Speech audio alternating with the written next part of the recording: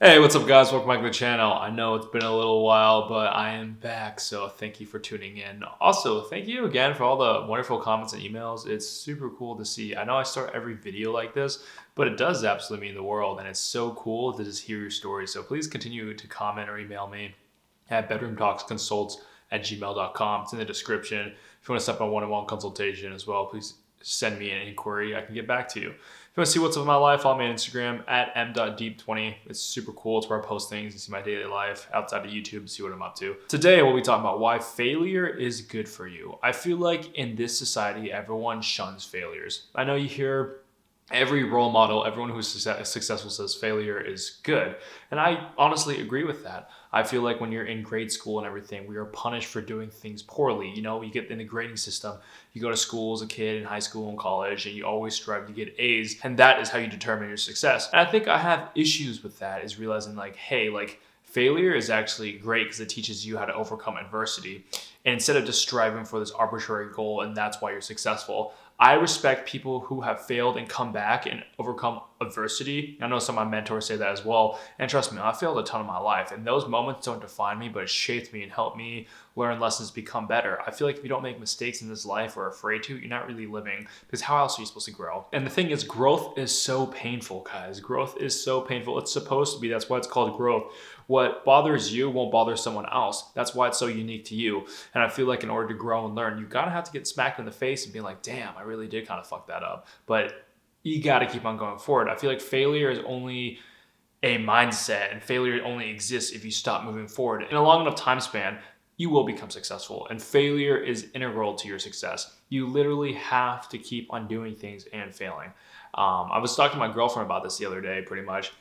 She says like everyone in her med school, everyone just strives to get honors and A's, and that's all they really care about. And I was telling her like, hey, no, these kids who only go for A's in your med school, they're not going to be great doctors. Maybe some of them might be, but the best doctors are the ones who have failed and come back because they have the processes in place to overcome and get back on their feet to keep doing well. If you just are naturally gifted and just do well, you get A's there, here and there, you get honors. What happens when you finally fail? Because people who fail later in their lives don't know how to handle that failure, and they just blow up and they let it get to them, and then they just legitimately fail. They have like a midlife crisis. Versus it's better to fail early on and realize, hey, what processes can I put in place so I can overcome this and get back on my own 2 feet to keep on going in this life? And I feel like a lot of people in med school, talk to my girlfriend, is they all try to get A's and go for honors, and that is how they determine their success. And they're just so obsessed with it.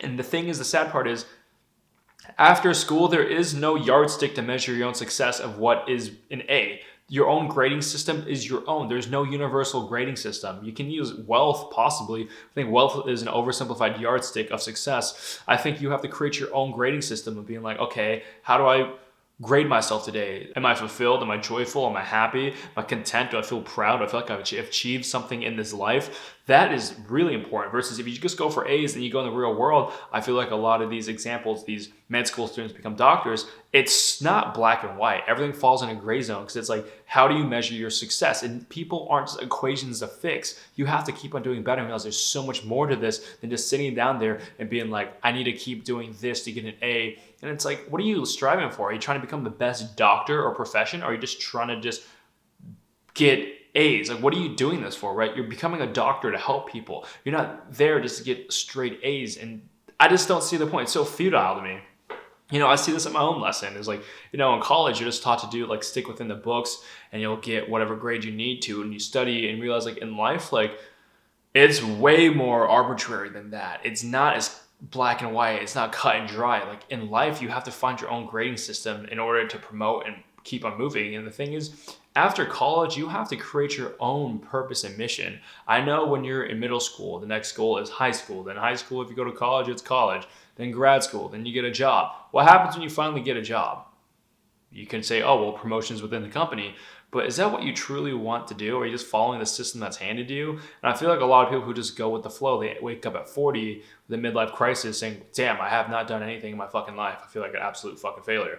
And it's better to have these thoughts, introspection, and contemplation of your own life early on and realize like, what am I doing this for? Why am I doing this? Trust me, there's many times where like, I have failed. A great example was in college when I started my own business. Trust me, I've faced so many failures up front. Overcoming these obstacles taught me a lot. Trust me, like how to get better. I remember trying to do client acquisition stage. You got to cold call people and try to sell your services. And at first, oh man, it was brutal. But then you realize like, okay, cool, this didn't work, but this did work. Let's keep on going. And trust me, it's just a part of adulthood. I feel like if you master your own failures in life, you'll go quite far. And trust me, in your own professional setting, trust me, when I got a job out of college, I went into management consulting. Trust me, college does not prepare you for consulting or really anything. That's like nothing applicable from college has actually stuck. So there's that. You learn on the job, and trust me, in my job, I deal with like business impact mitigation, so a lot of conflict. Trust me, I get cussed out at all the time. People are always pissed, and you have to try to find a way to navigate this. And trust me, there's times where I don't even know what to say, and I'll just rub someone the wrong way and be like, damn, I really did not solve this problem. But I look back now, I'm like, oh shit, okay, cool. If I speak to them this way, and over time, you become more confident. You have more confidence by doing it. I think the only difference between success and failure is just continually doing it over a long period of time, and it's consistency. Consistency is key, showing up no matter what. And I feel like this is a really important lesson to learn in whatever you want to do. I know on my YouTube channel, I get a lot of inquiries about dating. I've been saying like, man, dating is hard. I don't know what to say. I don't know what to do. It's like, guys, you just got to keep on doing it. And it's like, how do I even say hi to someone? It's like, keep on doing it. Go fall on your face. Because it's better to learn the lessons now early on than later in life. Because I think the biggest fear is think of the alternative. What happens if you wake up one day, you're 40, and you don't know how to talk to people? You never picked up that hobby or skill set that you wanted to do. Now it's like, man, you got to do a lot of catch up. I'm not saying it's not possible. You totally can. But it's like, think about if you started 20 years ago.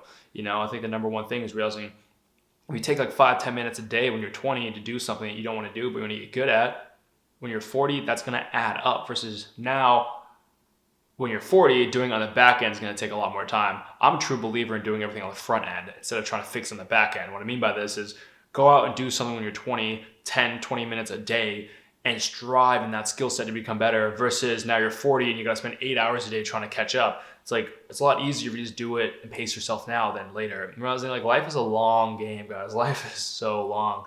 And I feel like in our generation, a lot of people are afraid of failure. I feel like we are punished so hard for failing and everyone's afraid to. If you're not afraid, and if you're afraid of failing, you're not going to take risks. And sometimes risks are the things you need to do to like kill it in whatever scenario it's given. I feel like in school, when you get an F, you're like belittled by your teacher and your peers, and man, you're ashamed of it. You're fucking ashamed of it. And if you carry that in your adulthood, you don't do anything. No one loves you. You're not great. You're just okay at your job. And I feel like we have a lot of people who are just okay in life. No one's doing good or great, but if you want results, you got to take risks. So start taking risks now. Bring this back in on my whole YouTube channel. A lot of people who struggle with dating, I'm saying, guys, go and just learn and go talk. Go walk up to that girl. Go say hi. Go figure out what you're doing wrong. And just start analyzing how you're portraying yourself. Like, are you confident? Are you courageous? Are you dressing well? Are you funny? Are you in tune? Are you being who, quote unquote, the best version of yourself is? And just realizing and take notes of it. And trust me, man, rejection hurts. Trust me, rejection is so fucking painful. But guys, go out and do what you want to do. If there's like a job you want to go and try out, go and shoot for the stars. Maybe you won't get it. Find out what you need to work on and come back a year later. And people are going to respect that. A lot of my mentors and a lot of people in management really respect people who can overcome adversity. I've had a lot of it in my early life. I feel like growing up, I didn't really have that many opportunities, right? But I had to just work harder than everyone. I had to fail, guys. I had to figure out how to get myself in college, got a full ride to Cal Poly. I can go on that later. But getting to that point, man, I had to do a lot of failures. I had to do a lot of odd jobs. I had to spend a lot of weekends not hanging out. I had to spend a lot of time working. You know, I started working when I was 14 years old. I didn't really have a childhood. I just kept working and working because I realized, like, you know, well, luck. People who work really hard seem to be lucky. I feel like that rings true. But guys, go out and do what you really want to do. Like, you know, rejection is always better than regret, because what is the point of it? I'm not saying to go fail on purpose, but go out and try something, get out of your comfort zone, because eventually you'll become comfortable in adversity. You'll be comfortable being uncomfortable. That's a great skill set, because in adulthood, nothing remains the same. Every day is a different day. There's new obstacles, new challenges.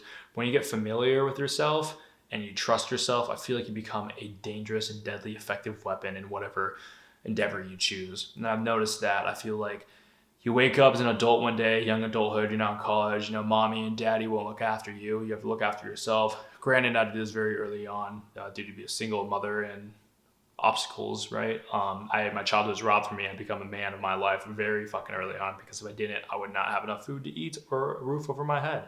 That's the issues of growing up homeless. But you know, it's like, go out and become competent. I feel like early on, if I had advice to myself, which I'm doing, is lean into that fear. Go and do things you're uncomfortable with. Go and be a fool. Go be ashamed. Go be shameful. Like, go do things you're very uncomfortable, where you look like a fool, where you're panicking, you're blushing.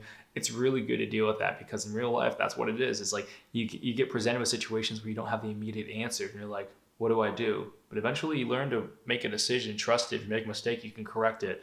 But next time, don't make the same mistake. I think that's the number one thing. You make mistakes is do it once, don't do it twice. If you can learn from the mistakes of others, do it. But eventually, you got to go out and make your own, guys. As always, I wish you guys the absolute best. Namaste.